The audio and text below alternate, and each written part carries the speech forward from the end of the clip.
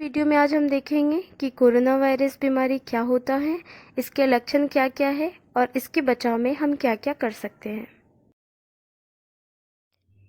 31 दिसंबर 2019 में चाइना के Wuhan city में बहुत सारे निमोनिया के केसेस सडनली सामने आए। ये केसेस उन लोगों में ज़्यादा पाए गए जो सी फूड और लाइव एनिमल मार्केट से एसोसिएटेड थे। 7 जनवरी 2020 को इस बीमारी को नाम दिया गया कोविड-19 that is corona virus disease.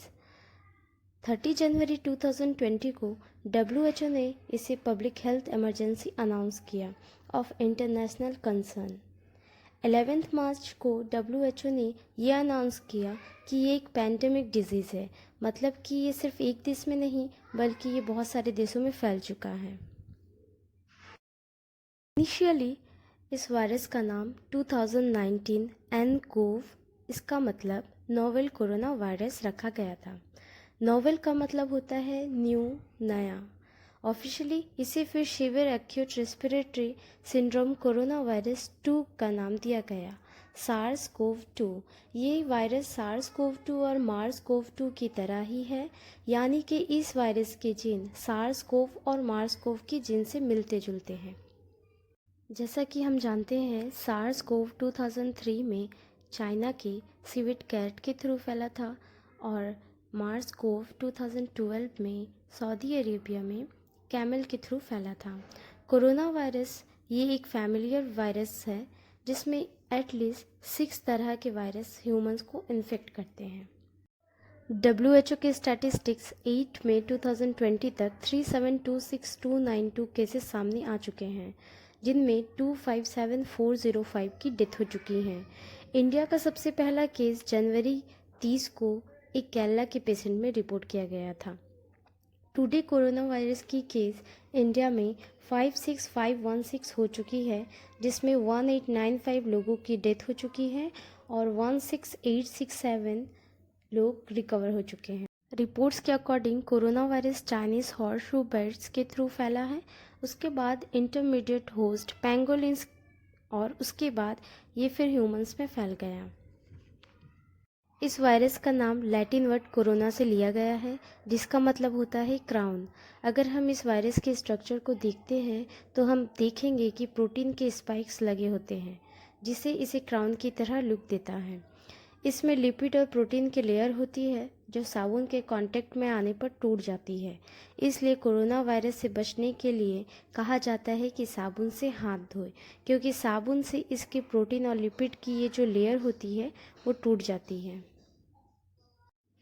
आइए अब हम जानते हैं कि ये वायरस कैसे शरीर में बीमारी को फैलाता है।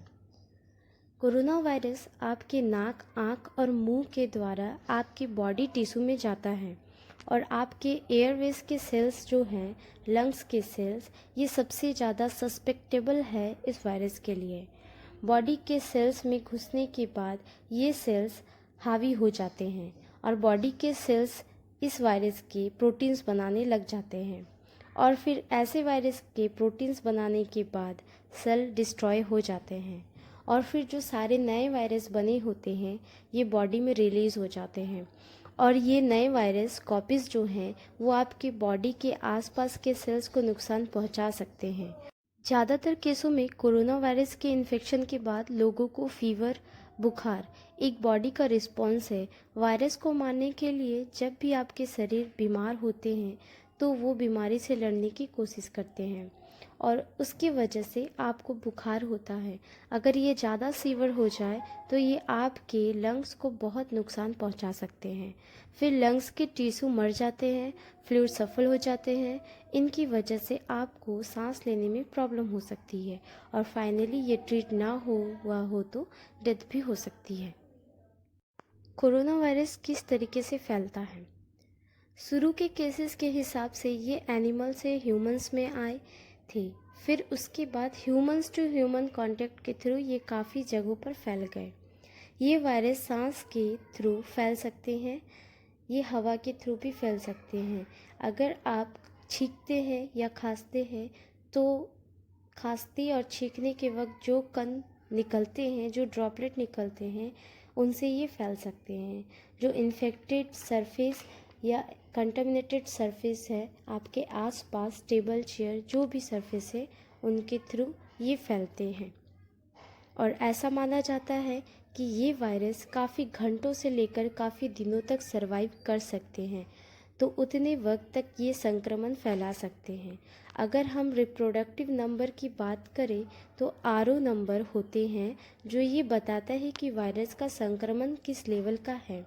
कोरोना वायरस का रिप्रोडक्टिव नंबर आरओ 2.28 है, यानी कि ये एक आदमी से 2.28 नए लोगों में फैल सकता है। तो आइए अब हम देखते हैं कोरोना वायरस बीमारी के सिम्टम्स क्या क्या हैं। सबसे पहले बात करते हैं हम इंक्यूबेशन पीरियड की। तो इंक्यूबेशन पीरियड क्या होता है? ये वो वक्त है जब आप वायरस से इन्फेक्ट होते हैं उस दिन से जब आपको बीमारी के लक्षण दिखाई देते हैं, इनके बीच के दिनों को इंक्यूबेशन पीरियड कहते हैं। इसके सिम्टम्स है बुखार आना, सूखी खांसी होना, सांस लेने में दिक्कत होना, थकावट होना या निमोनिया के लक्षण हो सकते हैं। इस बीमारी के चांसेस उन लोगों को ज़्यादा हो रही है जिनकी एज काफ़ी ज़्यादा है या फिर उनको ऑलरेडी किसी बीमारी से जूझना पड़ रहा है, जैसे डायबिटीज़, ब्लड प्रेशर या हार्ट या किसी भी किडनी की प्रॉब्लम हो। और ये लक्षण जो है बच्चों में भी दिख रहे हैं, बच्चों को भी अफेक्ट कर रहे हैं, जिनमें इम्यून सिस्टम अभी बहुत डाउन है उनको भी यह बीमारी अफेक्ट कर रही है। और रही बात रिपोर्ट की, तो रिपोर्ट की अगर हम माने तो मेल में ज़्यादा केसेस दिखाई दे रहे हैं एज़ कम्पेयर टू फीमेल। ये वजह एक हो सकता है क्योंकि फीमेल में एक्स क्रोमोसोम और सेक्स क्रोमोसोम की वजह से एक प्रोटेक्शन बनता है जो इस बीमारी को रोक रही है। कोरोना वायरस की पहचान हम कैसे कर सकते हैं? तो कोरोना वायरस की पहचान कुछ डायग्नोसिस के बेस पे की जा सकती है, जैसे कि कोई स्पेसिफिक पर्सन जो उस देश में ट्रैवल कर रहा हो या उस देश में रहता हो जहां कोरोना वायरस का आउटब्रेक हुआ है या कोविड-19 से जुड़े सिम्टम्स दिखाई दे रहे हैं, जैसे कि सूखी खांसी, सांस लेने में तकलीफ, थकावट, निमोनिया या बुखार। इसके अलावा लैब टेस्ट जैसे इम्यूनो एसे, मॉलिक्यूलर एसे के थ्रू भी पता लगा सकते हैं, जिसमें सबसे ज़्यादा प्रचलित है पीसीआर टेस्ट, जिसका नाम है पॉलीमरेज चेन रिएक्शन। इसके थ्रू हम कोरोना वायरस की पहचान कर रहे हैं और चेस्ट की सीटी इमेजिन करके भी इसका पता लगाया जा सकता है। पीसीआर फिलहाल वायरस टेस्टिंग का सबसे स्पेसिफिक मेथड है, तो इन सारे पॉइंट के बेस पे हम कोरोना वायरस की पहचान कर रहे हैं। कोरोना वायरस बीमारी का इलाज किस तरीके से किया जाता है? तो फिलहाल प्रेजेंट में हमारे पास कोई भी स्पेसिफिक एंटीवायरल नहीं है इस इन्फेक्शन को ठीक करने के लिए।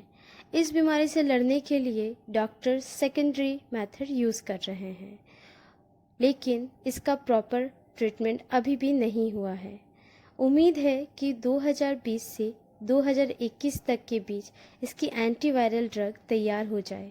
इसके लिए ट्रायल्स जारी हैं। जैसा कि हम सब जानते हैं, कोरोना वायरस इस घातक बीमारी से बचने के लिए हमारे पास कोई भी एंटीवायरल नहीं है, लेकिन इसका इलाज तो अभी संभव नहीं है, बट इसको रोक ज़रूर सकते हैं। तो आइए हम देखते हैं कि किन किन तरीक़ों से इसे हम रोक सकते हैं। हम जानते हैं कोरोना वायरस हमारी आँख, नाक, मुंह के द्वारा शरीर में प्रवेश करती है, तो अननेसेसरी अपनी आँख, नाक, मुंह को ना छुए, अपने हाथों को हमेशा साफ रखें, अपने हाथों को हमेशा धोए।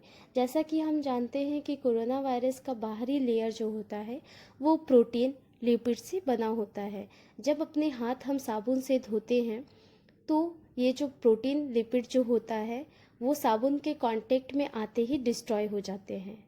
तो जितना हो सके अपने हाथों को बार बार वॉश करें, 20 से 30 सेकंड तक एटलीस्ट अपने हाथों को अच्छी तरह से धोएं। आप alcohol based hand sanitiser use कर सकते हैं। टिश्यू पेपर का हमेशा इस्तेमाल करें जब आप छींकते हो या खांसते हो, और इस्तेमाल करने के बाद उसे डस्टबिन में फेंक दें। अवॉइड करें हमेशा क्राउड एरिया में जाने से, जहाँ क्राउड है वहाँ ना जाए। हमेशा दूसरे पीपल्स के साथ 1 मीटर का डिस्टेंस बनाए रखें। अगर आपको कुछ भी सिम्टम्स दिखाई दे रहे हैं जो कोरोना वायरस से रिलेटेड हो, तो आप घर पर रहें और अपने डॉक्टर से सलाह ज़रूर लें। मास्क लगा कर रहें और अननेसेसरी किसी भी जानवर के कांटेक्ट में आने से बचें। अगर आपके घर पे कोई जानवर है और आप उसे टच करते हो तो उसके बाद आप अपने हाथों को वॉश करना ना भूलें।